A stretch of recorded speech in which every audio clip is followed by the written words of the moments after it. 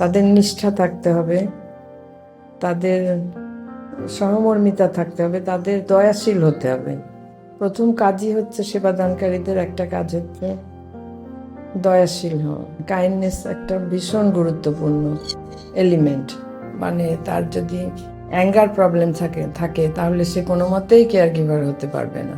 নম্র ভদ্র ব্যবহারটা খুব জরুরি। তার ওষুধপত্র যাতে ভুল না হয় তার জন্য তার সবসময় সজাগ থাকতে হবে।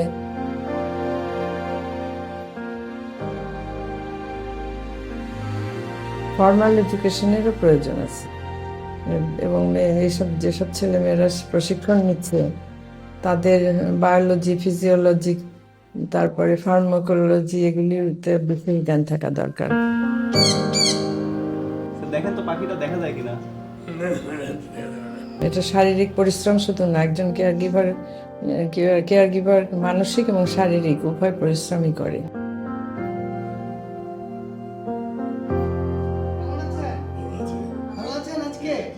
আচ্ছা আচ্ছা, তো তারপর কি খবর, কি করছেন? দেখছিলাম, ভিডিওটা দেখছিলাম। ও, আমার ভিডিও দেখছেন, বাহ, ভাগ্য আমার। এই বিষয়টি আমার ব্যক্তিগত জীবনেও আসলে খুব ভালোভাবে উপলব্ধি করতে পেরেছি। যেমন আমার পরিবারে কেয়ার গিভিং সার্ভিস দিয়েছি আমি নিজে, আমার 2 মেয়ে তারাও দিয়েছে। তো দেখা গেছে যে আমাদের 3 জনের জীবনেই আসলে কিছু না কিছু প্রভাব পড়েছে, যেটা মানে এক প্রকার ভালনারেবিলিটির মধ্যেই পড়েছে আর কি, এরকম। বাট আস্তে আস্তে হয়তো আমরা কাটিয়ে উঠতে সময় নিচ্ছি। ঠিক একইভাবে আমাদের যারা কেয়ার গিভার, যারা প্রশিক্ষণ নিচ্ছেন, তাদেরকেও আমরা এই বিষয়গুলোর অভিজ্ঞতার আলোকে শিক্ষা দিতে পারছি যে আসলে একজন কেয়ার গিভারের নিজের যত্ন কতটা নেওয়া উচিত, কেয়ার গিভার নিজের সেলফ কেয়ার যেটা, সেটা আমরা তাদেরকে শেখাচ্ছি। এবং তাদেরকে যখন কোনো নির্দিষ্ট জায়গায় যখন আমরা প্লেসমেন্ট করছি, অর্থাৎ তাদেরকে যখন কাজে নিযুক্ত করছি, সেখানেও আমরা ফলো আপ করছি যাতে কেয়ার গিভার নিজের সেলফ কেয়ারটা ভালোভাবে নেয়। তাহলে চলেন আমরা আজকে এআই দিয়ে আপনার প্রোফাইলটা কমপ্লিট করি।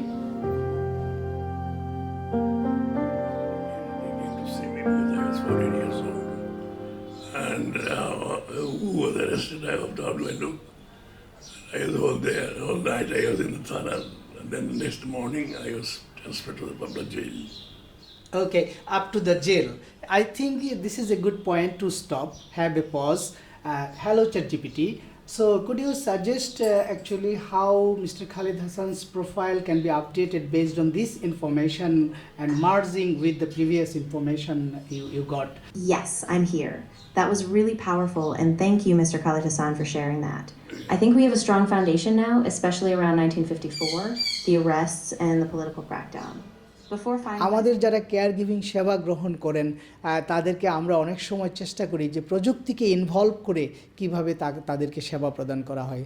যেমন সম্প্রতি আমরা শুরু করেছি যে এল্ডারলি কেয়ার যারা সেবা নেন তাদেরকে আর্টিফিশিয়াল ইন্টেলিজেন্সের মাধ্যমে কিভাবে তাদের মানসিক স্বাস্থ্য ভালো রাখা যায়, এই বিষয়টি খুবই কার্যকর হয়েছে এবং সেবা গ্রহীতারা খুবই তৃপ্ত। সো এভাবে নতুন নতুন প্রযুক্তিকে ব্যবহার করে ইসিবি সেবার মান উন্নত করার চেষ্টা করছেন।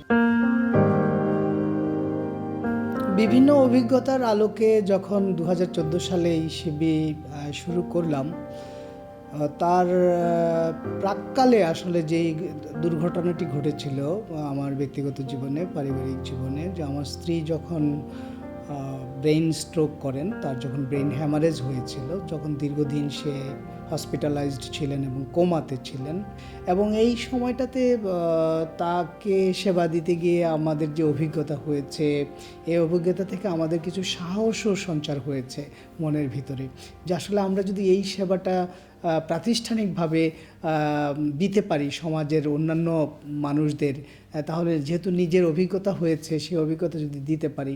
তারপরে আমার এক বন্ধুর মাকে আমরা সেবা দেওয়া শুরু করলাম। তারপর তার দেখা দেখি আরও অন্যান্য যারা ভুক্তভোগী আছে তাদের দিক থেকে একটা ক্রমাগত আসলে চাপ আমরা পেতে শুরু করলাম যে ঠিক আছে, এই ধরনের একটা প্রতিষ্ঠান তোমরা শুরু করতে পারো।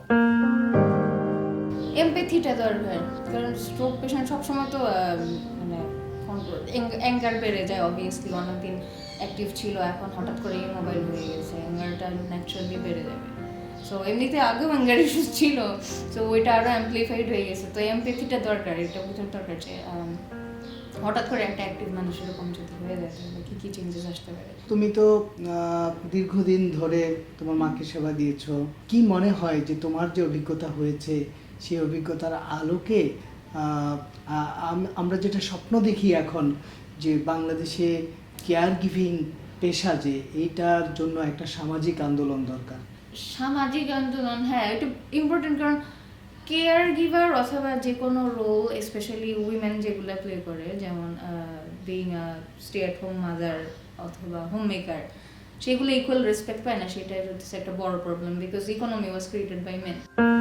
সোশ্যাল মুভমেন্টের কথা যখন বললাম, যেহেতু আমি interested in film and communications, so ওইটার মধ্যেও maybe I can bring my experience. মানে অনেকদিন আমি ফিল্ম ক্যারিয়ারে মানে এতদিন তেমন একটা এক্সপিরিয়েন্স করতে পারিনি, because I was busy taking care of my mother, but still আমার অন্য রকমের এক্সপিরিয়েন্স হয়েছে। I realised a lot of things about human emotions, অনেক কিছুই। সো ওই এক্সপিরিয়েন্সগুলো I can bring them to the table.